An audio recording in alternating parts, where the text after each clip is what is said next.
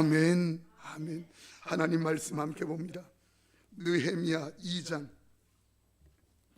17절에서 20절 말씀. 느헤미야 두 번째 강의 시간입니다.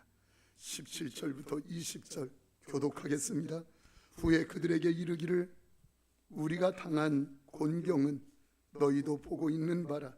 예루살렘이 황폐하고 성문이 불탔으니 자 예루살렘 성을 건축하여 다시 수치를 당하지 말자 하고, 또 그들에게 하나님의 선한 손이 나를 도우신 일과 왕이 내게 이른 말씀을 전하였더니 그들의 말이 일어나 건축하자 하고 모두 힘을 내어 이 선한 일을 하려 하매, 호른 사람 산발랏과 종이었던 암몬 사람 도비야와 아라비아 사람 게셈이 이 말을 듣고 우리를 업신 여기고 우리를 비웃어 이르되 너희가 하는 일이 무엇이냐?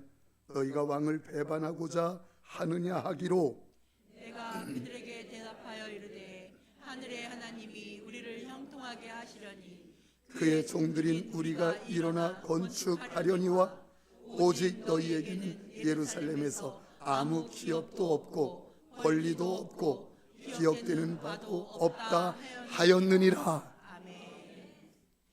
아멘.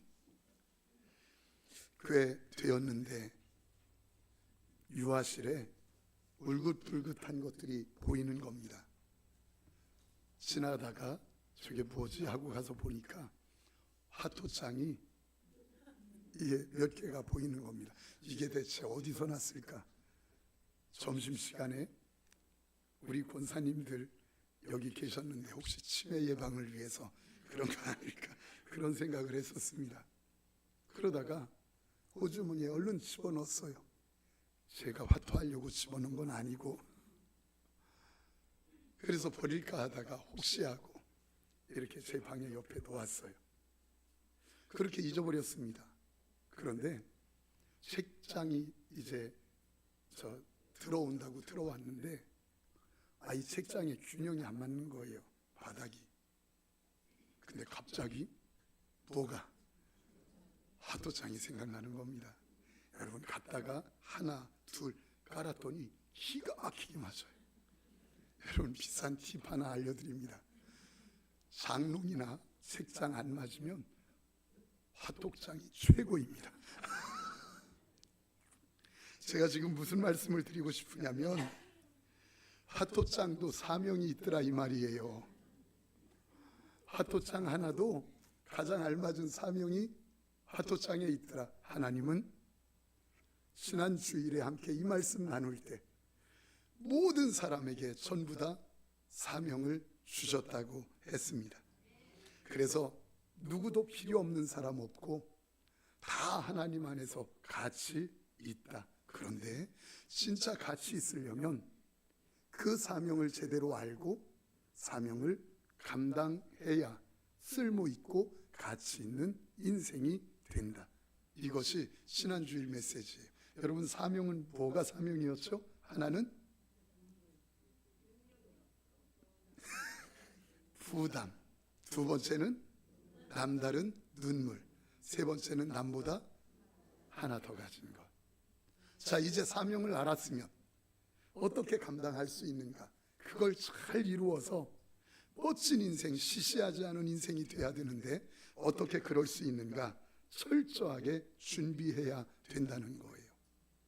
여러분, 어렸을 때 저는 지금도 그렇지만 시골에서 살아서 옥수수를 이렇게 밭가에 고랑이나 아니면 길가에 이렇게 심어놓은 그런 집 앞에 텃밭에도 많이 있었습니다.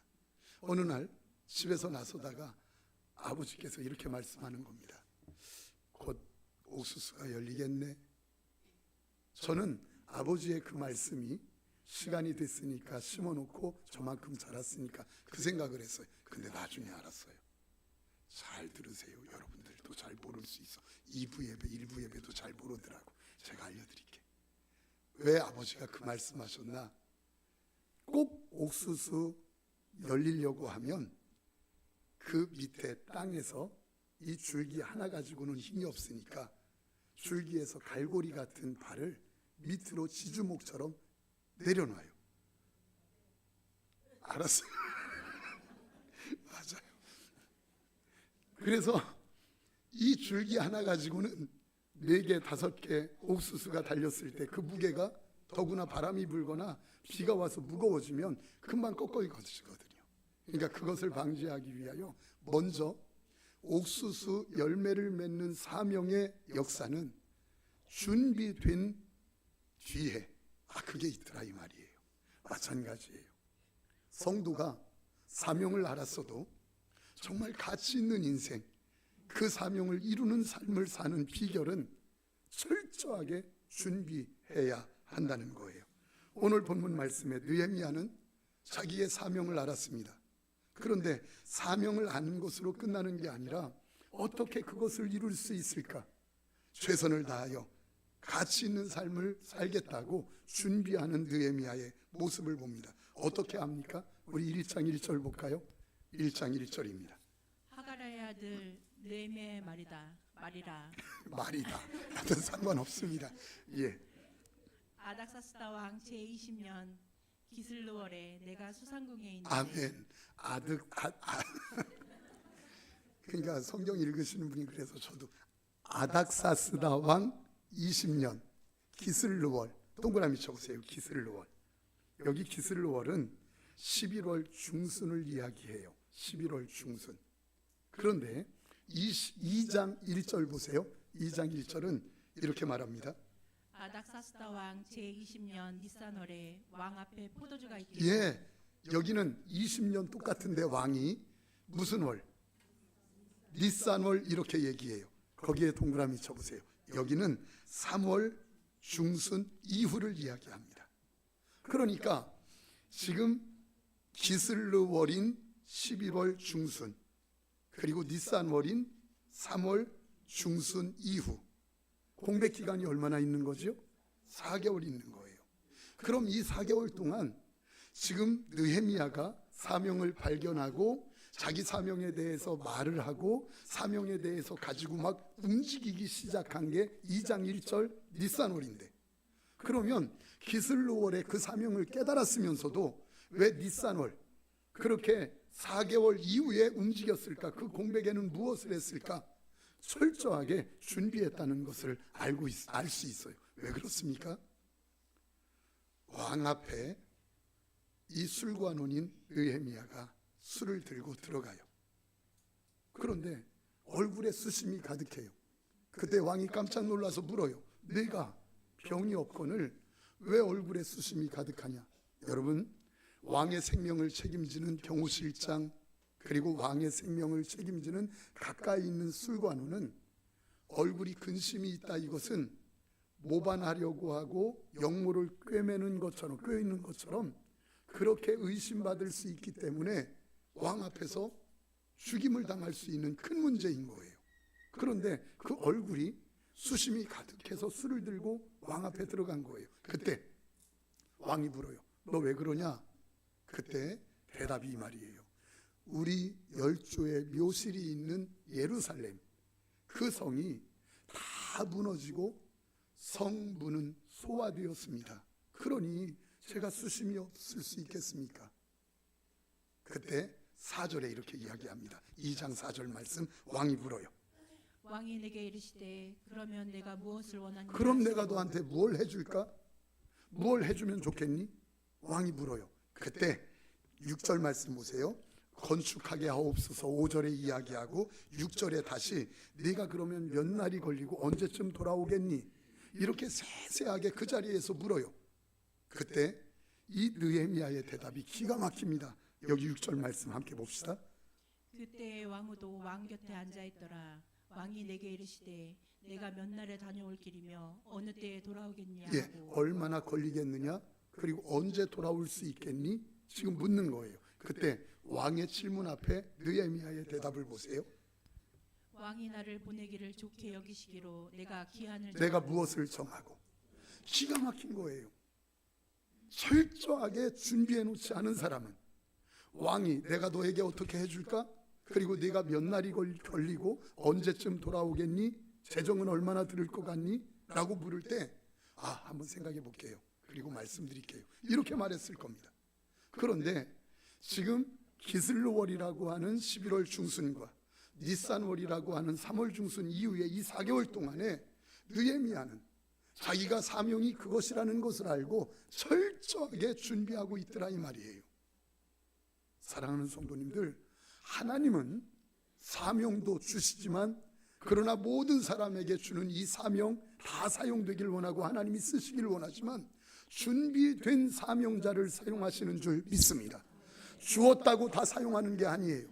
그 사명을 받은 줄 알고 자기가 그 사명을 가지고 최선을 다하여 준비한 그에게 하나님은 일할 수 있게 하시고 그를 사용하시는 줄 믿습니다. 사랑하는 성도님들, 여러분들은 사명에 대해서 말만 하는 분들 되지 말고 작은 것이라도 오늘의 사명, 내가 예배드리는 것, 그리고 내가 교회에서 화분 하나 치우는 것, 물 하나 주는 것, 앞에 쓰레기 하나 줍는 것, 뭐라 할지라도 오늘의 사명이든 내년의 사명이든 아니 올 한 달의 사명이든 1년의 사명이든 상관없어요. 그 모든 사명에 대해서 입으로 말만 하는 분이 아니라 그렇게 준비하는, 아주 철저히 준비하는 하나님의 사람들 되기를 축원합니다. 왜 그렇게 해야 되나? 그래야 하나님이 사용하거든요. 우리 교회에 전도 견학을 오는 목사님들, 또 사모님들, 성도들과 함께 오시는 분들 많아요. 그래서 또 제가 가서 세미나를 인도하고 그래요. 그러면 이제 다 톡방이 만들어져요. 5월달 함께한 분, 6월달 함께한 분. 그러면 그게 동기인 거예요. 교회마다 전도하고 사진을 다 올려요. 우리 중보기도 팀이나 아니면 4개월 기적팀처럼. 근데 신기합니다. 불같은 마음을 가지고 가서 전도한다고 하는데 움직임, 철저한 준비가 없어요. 마음은 있는데, 사명은 있는데 거기에 준비가 없고 움직이지 않으니까 여전히 교회가 여전히 목사님이 지쳐있고 힘들어하는 것을 보게 됩니다. 제가 부교역자로 중고동부를 인도할 때예요. 그때 이렇게 예배를 드리고 났더니 이기훈이라고 하는 학생이 하나 있는데 그 학생이 전사님, 저는요 선교사가 꿈이에요. 이렇게 이야기를 해요. 그래서 제가 이렇게 몇 불러다가 선교사 하겠다고 하는 그 아이들 불러다가 제가 그랬어요. 너희들, 제가 기억은 안 나는데 그 이기훈 선교사가 우리 교회 1주년 기념 선교사를 파송할 때 우리 교회 선교사로 파송됐거든요, 인도로. 그런데 와서 그때 저한테 이야기하는 거예요. 목사님, 그때요 아이들 몇 모아놓고 그때 하신 말씀이 저를 이렇게 선교사로 그리고 그렇게 일할 수 있도록 붙잡아 줬어요. 근데 기억이 안 나요. 무슨 말이라고 하느냐면 이렇게 말했대요. 아이들을 모아놓고, 얘들아, 너희가 진짜 선교사로 되기를 원하니? 그러면 지금도 선교사처럼 살아야 돼. 지금도 선교사처럼 살아야 돼. 너 어학 공부해야 돼. 지금 믿음 성경 말씀 많이 읽어야 돼. 그렇게 이야기했던 그 일이 자기에게 기억나고 그것 때문에 자기가 살았대요. 여러분, 준비하지 않으면 사명은 갖고 있는데 자기를 통해서 이루지 못하는 하나님의 사명, 대가를 지불하지 않으면 누구도 그 역사를 이룰 수 없다는 거예요. 하나님은 사명 있는 자를 쓰시는데 보세요, 준비된 사람이에요. 요셉, 하나님이 사명을 주셨습니다. 민족을 일으켜 세우는. 그런데 꿈을 주시고 사명을 주시고 나서 10년간 종살이, 3년간 감옥에서 훈련받는 아주 오진 훈련으로 잘 준비시킨 다음에 하나님이 사명자로 쓰신 줄 믿습니다. 모세 보세요. 그 좋은 대학 나왔어요. 사명도 있어요. 그런데 하나님이 그냥 쓰신 것이 아니라 미디안 광야에서 남의 양을 치는 목동으로 40년을 철저하게 준비한 뒤에 하나님이 시대적으로 쓰신 줄 믿습니다. 마찬가지예요. 우리의 가슴이 뜨거운 것, 부담되는 것, 그게 사명이고, 남다른 눈물이 사명이고, 내가 남보다 하나 더 갖고 있는 것, 그거 사명인 건 맞아요. 그러나 준비하지 않으면 사용할 수 없다는 거예요. 그 준비 중에 진짜 중요한 준비가 있어요. 그게 뭔 줄 아세요? 철저한 준비 다 중요하지만 기도의 준비는 너무너무 중요합니다. 왜 그러냐면 이 기도가 우리에게 있어서 하나님의 역사를 이루는 이 사명의 불이 꺼지지 않도록 그 사명을 감당하게 만드는 힘의 원천이 되기 때문입니다. 우리 1장 4절 볼까요? 이렇게 말을 해요. 우리 1장 4절. 내가 이 말을 듣고 앉아서 울고 수일 동안 슬퍼하며 하늘의 하나님 앞에 금식하며 기도하여. 예, 여기 보세요. 1장 4절 말씀에 내가 이 말을 듣고 앉아서 울고 수일 동안 슬퍼하며, 여기까지는 사명이에요. 내가 그 말을 듣고 부담이 돼서 슬퍼하며 사명으로 우는 거예요. 근데 여기까지는 반쪽이에요. 사명만 가지고 있으면 반쪽이에요. 근데 그 뒤에 뭐라고 나옵니까? 함께 읽을까요? 시작. 하늘의 하나님 앞에 금식하며 기도하여. 하늘의 하나님 앞에 금식하며 기도하고. 무슨 말이에요? 사명만 가지고 마음만 가지고 뜻만 가지고 있으면 안 된다는 거예요. 거기에 하나님께서 주시는 사모함이 꺼지지 않도록, 그 불이 꺼지지 않도록 늘 불 지펴야 되는데 그게 뭐냐면 기도라는 거예요. 그래서 금식하며 기도하고 이렇게 이야기합니다. 그래서 사명만 가지고 있는 슬퍼하며 우는 것, 이건 반쪽이에요. 그 이후에 기도가 있어야 한다. 여러분, 기도가 얼마나 능력입니까? 한 개척교회에서 상가에 개척을 했는데, 아니 옆집이 이렇게 상가가 어떤 사무실이었는데 나가고 나니까 2층에 술집이 들어온 겁니다. 그런데 이게 주일에도 그리고 또 수요일에도 금요일 저녁에도 이게 예배하려면 옆에서 술 마시는 소리, 노래 부르는 소리, 막 이런 소리 때문에 예배가 너무너무 힘든 겁니다. 그래서 이사 갑시다 하는데 돈은 안 되죠. 그래서 성도들과 약속했답니다. 우리 기도하자. 저기 술집이 안 돼가지고 문 닫을 수 있도록 기도하자. 그렇게 기도를 시작한 거예요. 근데 점점 안 돼요, 진짜. 근데 불이 났어. 근데 이 술집 주인이 교회에서 기도한다는 걸 알았어요. 그래서 고소했어요. 그래가지고 우리 술집이 망하고 불난 거는 이 교회가 기도해서 그렇다. 근데 그 고소했으니까 이제 고발되어서 갔잖아요, 목사님이. 근데 그 소리를 듣고, 판사님 무슨 말입니까? 기도한다고 술집이 잘 안 되고 기도한다고 그게 불이 나겠습니까? 말도 안 되지. 아니다. 근데 지금 이 주인은 지금 기도해서 그렇다고 한다. 아닙니다. 목사님은 자꾸 아니라고. 기도한다고 불이 나겠습니까? 기도한다고 안 되겠습니까? 근데 여기 술집 주인은 기도했으니까 불이 났지. 기도했으니까 술집이 잘 안 됐지. 기도했으니까. 그래서 나중에 싸우다 판사가 그렇게 했대. 목사는 믿음 없음, 술집 주인은 믿음이 큼. 그런데 불낸 것은 하나님이니까 피해 보상은 하나님께 받으세요. 그렇게 했대. 졸지 말라고. 사랑하는 성도님들, 기억하세요. 이 땅에 사는 모든 사람들을 딱 둘로 나누면 두 부류. 하나는 자기 욕심대로 원하는 대로 사는 사람이에요. 그런데 또 한 부류는 하나님이 주신 사명, 이 땅에 나를 보내실 때 심부름으로 보낸 사명대로 사는 사람이에요. 그런데 지금 느헤미야는 분명하게 사명을 알았어요. 근데 이 사명은 내가 원하는 자리, 내가 좋아하는 자리를 자꾸 포기하게 만들어요. 근데 그게 쉽습니까? 사명 따라 살겠다라고 하는 그 일, 주님의 말씀 따라 살겠다고 하는 그 일이 자꾸 포기해야 되고 내려놓아야 되는데 그게 쉬우냐 이 말이에요. 여러분, 예루살렘을 가는 느헤미야, 이제 왕의 허락을 받고 예루살렘을 떠납니다. 3600km예요. 6개월 이상 걸리는 긴 여정이에요. 가다가 어떻게 될 줄도 모르고, 자기는 예루살렘에 가본 적도 없고 특별히 성전에서 예배 드려본 적도 없어요. 왜요? 아버지가 포로로 끌려와서 자기를 낳기 때문에 아버지의 조국인 거예요. 그런데 자기의 술관은 출세했던 그 자리를 다 뒤로 하고 그 어려운 길, 가보지 않은 미지의 세계로 떠나는 게 그게 쉽겠느냐 이 말이에요. 여러분, 아무리 믿음이 좋아도 감당하기 힘든 문제 앞에서 두려움은 인간의 본능입니다. 십자가 앞에서 두려워하는 예수님, 십자가 이후에 부활을 몰라서이겠습니까? 십자가 이후에 부활의 영광을 몰라서 예수님이 그 죽음을 무서워했겠습니까? 인간의 몸을 입은 예수님은 부활도 알았고 영광도 알았지만 그 고난이 너무너무 힘든 거예요. 사명의 길이 그런 거예요.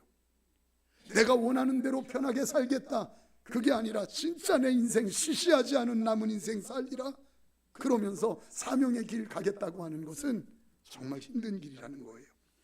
여러분들, 주기철 목사님 그렇게 믿음으로 이기신 분이라고 우리가 알고 있지만 일본 순사들이 신사참배 때문에 감옥에 가두었어요. 수개월을 그렇게 고생을 시키다가 며칠을 이제 집으로 처가 있고 사모님 있고 그리고 자식들 있고 부모님 있는 곳으로 보낸다는 거예요. 그래서 며칠 집에서 보냅니다. 언제 잡으러 올지 몰라요. 왜 보내느냐면 가족들을 보면서 나도 이제 신사참배 하더라도 가족들과 살고 싶다, 이런 마음을 갖게 하려고 가서 밥상 앞에 앉아서 부모님과 식사를 하는데 이 목사님이 밖에서 부스럭 소리만 나면 부들부들 떤다는 거예요. 자기 적으러 오는 줄 알고. 밖에서 사람 인척 소리만 나면 부들부들 떤다는 거예요. 어머니 하고 운다는 거예요. 언제 잡혀 들어갈지 모르는 그게 두려움이 얼마나 큰지 운다는 것이에요. 사랑하는 성도님들, 무엇 하나 섬기고 사랑하는 게 그게 쉽습니까? 내 것 있는 거 누구 나눠주는 거, 그게 하나님이 원하는 것인 줄 알지만 그게 쉽습니까? 저는요, 이번 명절에 많이 울었습니다. 섬기셨다는 분은 드러나지 않는데 섬김 받았다는 분은 톡으로 만나서 대화로 그리고 전화로 이렇게 말씀하시는 분들이 너무 많아요. 목사님, 내가 이런 섬김을 받았네요, 이런 사랑을 받았네요 하는 분들이 얼마나 많은지 몰라요. 옆 사람 보고 물어봐요. 너냐? 그래서 그 전화를 받는 목사도 울고 그렇게 이야기하고 계신 그 섬김받은 그분도 울고, 참 교회가 참 행복하다, 귀하다. 그러나 사랑하는 성도님들, 무엇 하나 내 주머니에 있는 것, 사명인 줄 알고 하나님의 뜻인 것 알지만 그거 나눠주는 거 쉽습니까? 내 거 포기하는 거 쉽습니까? 내 승질 하나 꺾는 거 쉽습니까? 그게 얼마나 힘든지 알잖아요. 사명에 나를 맞추어서 시시하지 않게 살아야지 했지만 내가 누구 하나 용서하는 것, 내 거 하나 포기하면서 나눠주는 것, 그게 얼마나 힘든지 우리는 압니다. 누구라도 두려움과 염려와 근심이 없는 것 없습니다. 다 있어요. 그러나 진짜 용기는 뭔 줄 아세요? 잘 들어보세요. 진짜 용기는 두려움이 없는 사람이 용기가 아니라, 두려움도 있고 염려도 있고 걱정도 있지만 그러나 그 두려움에 부들부들 손을 떨면서라도 가야 할 길 가고 해야 할 일 하는 사람이 용기 있는 사람인 줄 믿습니다. 정말 용기 있는 사람은, 사명자는 두려움이 없는 사람이 아니라 염려도 있고 걱정도 있고 두려움도 있지만 그러나 그 두려움을 안고 부들부들 떨면서라도 가야 할 길 가고 해야 할 일 할 줄 아는 사람이 진짜 용기 있는 사람인 줄 믿습니다. 그럼요, 한번 그렇게 한번 살아보는 거예요. 여러분, 부끄러운 고백 하나 드리려고 합니다. 개척을 했을 때 몇 명 안 될 때 어떤 한 분이 오셨는데 그분 때문에 몇 안 되는 교회 성도님들이 너무너무 힘들어하는 겁니다. 너무 힘들게 하는 거예요. 그리고 저도 마음이 안 좋아요. 왜? 이제 몇 명 모여서 함께 기쁨으로 예배하는데 왜 저렇게 흐트러뜨리고 왜 이렇게 부정적이고 힘들게 할까? 그것 때문에 너무 힘들어서 하나님께 기도하는 거예요. 하나님, 저분 너무너무 힘듭니다. 어떻게 해야 됩니까? 근데요, 아세요? 눈 감으면 하나님이 기다렸다는 듯이 목사야, 가서 사랑한다고 해. 품어줘. 그리고 안아줘. 눈 뜨면 하나님, 저분 때문에 우리 성도들 너무너무 힘들어해요. 어떻게 해요? 또 눈 감으면 목사야 가서 이렇게 반복하다가 생각해봐요. 목사가 여기 미움이 있고 싫어하는 마음에 꺼리낌이 있는데 설교가 돼요?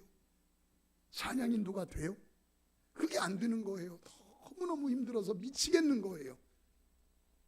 그때 내 마음은 싫지만 이대로 안 되는 걸 알아. 목사의 사명은 설교인데, 찬양인데, 예배인데 그게 안 되니까 그 사명을 감당하기 위해서 부들부들 떨면서 전화벨을 누르는 거예요.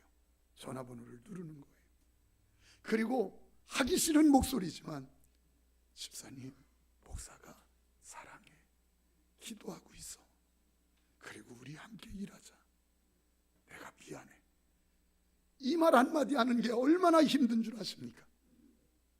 이게 사명이기 때문에 그런 것이에요. 그러나 그렇게 감당할 때 하나님께서는 준비해 놓으신 엄청난 열매를 주시는 줄 믿습니다.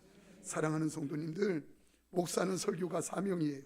그래서 여기 준비할 때 몸부림치면서 준비하고 기도로 준비해서 여기 서요. 그런데 한 번도 이 단에 설 때마다 자신 있어 본 적이 한 번도 없어요. 신방 갈 때 그 가정 신방하는데 자신 있어 본 적이 한 번도 없어요. 누구 만나서 상담합시다 할 때 자신 있어 본 적이 한 번도 없어요. 그래서 기도하는 거예요. 그 사명 감당하려면 내 힘 가지고 안 되는 것 알기 때문에 하나님 나 어떻게 해요? 그게 기도가 꼭 사명자에게 필요한 거예요. 왜 여러분 큰 소리로 찬양합니까? 왜 여러분 막 큰 소리로 찬양합니까? 두려움과 염려에 떨고 있는 나를 이겨먹으려고. 왜 여러분 큰 소리로 부르짖어 기도합니까? 왜 부르짖어 기도하죠? 이 속에서 떨고 있는 나를 이겨먹으려고, 자꾸 게으르려고 하고 피하려고 하는 내 자신을 이겨먹으려고 하나님 앞에 부르짖어 큰 소리로 기도하는 거예요. 사랑하는 성도님들, 두렵고 떨리지만 부들부들 손을 떨면서라도, 가기 싫지만 부들부들 떨면서라도 그 길 가는 것, 이것이 용기 있고 사명자라면 우리 교회가 그러할 수 있기를 축복합니다. 꽤 지난 일이에요. 어제같이 이렇게 머릿속에 있는 에피소드가 하나 있어요. 그게 뭐냐면 우리 집사님 이야기인데 함께 찬양을 드렸어요. 어떤 찬양이냐면 약할 때 강함 되시네 나의 보배가 되신 주 나의 모든 것 이라고 하는 찬양이에요. 그 찬양을 이렇게 드리고 그 뒤에 이렇게 나와요. 주 안에 있는 보물을 나는 포기할 수 없네 주 나의 모든 것. 이 찬양을 하고 둘러앉은 몇 성도들에게 제가 그랬어요. 혹시 예수님 때문에 포기하신 것 있습니까? 어떤 거 포기하셨습니까? 제가 물었어요. 그랬더니 여러분들이 그 모임 중에서 말씀을 하셨어요. 그러다가 한 분, 일 나가시는 집사님인데 목자인데 그 당시에 그분이 이렇게 이야기하는 걸 제가 듣고 얼마나 울었는지 몰라요. 그분이 이렇게 말을 해요. 최근에 보수도 많고 집 가깝고 일하기 편한 조건이 훨씬 좋은 일터가, 직장이 났다는 거예요. 거기 오라고 그렇게 했다는 거예요. 여러분 이거 고민할 일입니까? 숨도 쉬지 말고 빨리 선택해야 될 일 아니겠어요? 그런데 이분이 고민하다가 그걸 포기했다는 거예요. 그 이유가 두 가지가 있는데 그 하나 이유가 뭔 줄 아세요? 이렇게 이야기해요. 자기가 지금 목자의 일을 감당하는데 수요 예배를 드리는데 훈련 받으려면, 그런데 자기가 거기는 옮기면 가깝고 좋긴 한데 좀 늦게 끝나기 때문에 수요 예배를 못 드리게 되어지고 목자의 일을 감당하는데 힘들어질 것 같다. 그래서 자기가 포기했다는 거예요. 저는 그 말을 듣고 참 고마웠어요. 근데 여기까지는 아무것도 아니었어요. 그 다음 말이 심각했어요. 뭐라고 하느냐면 이렇게 이야기합니다. 또 하나는 자기가 결정적으로 포기하게 된 이유는 자기 일터에 함께 일하는 분이 있는데 자기 그 남편이 아파서 집에 누워 계신데, 신앙이 약한데 늘 힘들어하고 지쳐 있는데 말씀으로 자기가 늘 공급해주고 기도해주고 하는 사람인데 자기 편하다고 떠나면 이 사람 어떡하겠느냐고 울면서 얘기해요. 이 사람 어떡하느냐고. 그래서 자기가 그 길을 포기했대요. 저는요 찬양을 더 이상 인도할 수가 없었어요. 왠 줄 아세요? 저는 사실은 목사인데도 내 이익에 맞춰서 선택하게 되고, 내 이름 나는 곳에 맞춰서 선택하게 되고, 내 편한 곳에 맞춰서 선택하는 일이 너무너무 많았거든요. 근데 그 목자 집사님 말씀 한마디에 얼마나 초라하게 여겨지는지, 말씀하시는 그분도 울며 얘기하고 듣는 목사도 울며 듣고 성도들도 그 옆에서 울고 있는 모습이 이렇게 보이는데, 사랑하는 성도님들, 여러분들이 사명 때문에 무엇을 포기해 보셨습니까? 무엇을 내려놓아 보셨습니까? 무슨 모함을 당하고 무시를 당하고 억울함을 당했었습니까? 사명을 지키려고 안 할 땐 그게 아무것도 없어요. 그런데 진짜 하나님이 주시는 사명, 내가 제대로 한번 시시하지 않게 살아봐야지 할 때는 억울함도 무시함도 조롱도 포기해야 할 것도 얼마나 많은지 모릅니다. 저는 우리 교회에 그렇게 아까 목사님 같은 그런 분들이 많이 계신 것에 자랑스럽고 고마워하고 있습니다.